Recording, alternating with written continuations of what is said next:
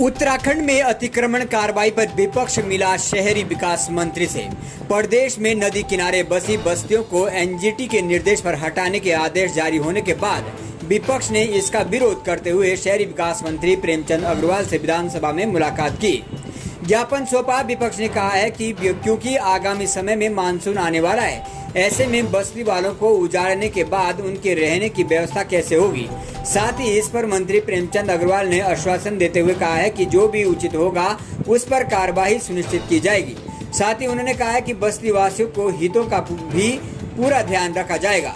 देहरादून से DCP news के लिए जसपाल राणा की खास रिपोर्ट। आदेश था कि 11 मार्च 2016 के बाद के जितने भी अतिक्रमण हैं उनको जो रिवर जितने भी हमारी हैं और उसके कैचमेंट एरियाज़ में जो अतिक्रमण है उसको हटाया जाए, उस पर स्पष्ट निर्देश हैं।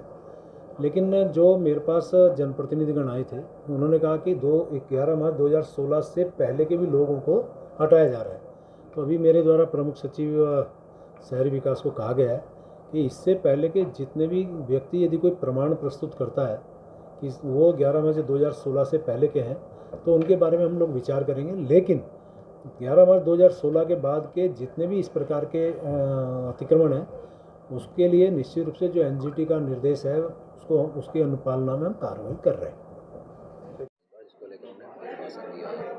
देखिए, आज माननीय मंत्री जी से हम लोग मिले, विपक्षी दलों को लोग, जन संगठनों को लोग, और हमारी मुख्य मांग थी कि जो बेदखली जो मकान तोड़े जा रहे हैं वो कानून के तहत हो, और उसमें ये ना हो कि आज सुबह आप हमारे घर में आ गए, हमको आपने नोटिस भी नहीं दिया या 2 दिन पहले नोटिस दे दिया और सुबह आ गए तोड़ने। ये कानून का राज नहीं है। ये एक तरीके से ये जो बुलडोजर कल्चर है, ये बुलडोजर कल्चर नहीं होना चाहिए, क्योंकि बेदखली के नियम हैं और उस एक्ट को हमने अडॉप्ट कर रखा है उत्तराखंड सरकार ने। और जब अडॉप्ट कर रखा है तो आप अपने ही कानूनों को आप नहीं मान रहे हो।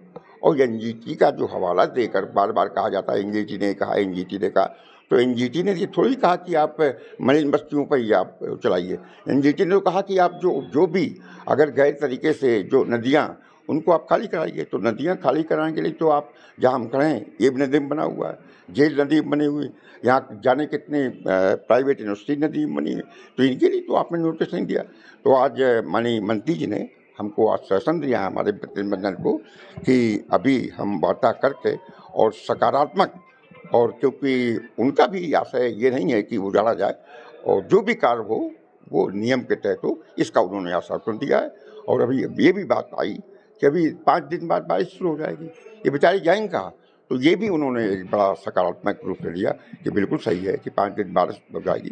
तो हमने जो एक और मुख्य हमारा निवेदन है कि जो इनका वेरिफिकेशन है, वेरिफिकेशन एक आप ऐसी टीम तैयार करिए जिसको कानून का ज्ञान हो, और किसी एसडीएम के माध्यम से या किसी और एडीएम के माध्यम से उसको समझाइए कि ये आप चीज़ें देखिए, बिजली का बिल और पानी का बिल, उसके बाद कितने वर्ष पुराना है, इन सब चीज़ों को देख करके उसके बाद फिर एक बैठक की जाए, और उस बैठक के बाद आप निर्णय लीजिए कि ये जो है वास्तव में गलत है और उसमें हमें भी कोई आपत्ति नहीं। इस पर उन्होंने आश्वासन दिया है कि नहीं बिल्कुल सही है और हम जो है बहुत ही जल्दी करेंगे इसको।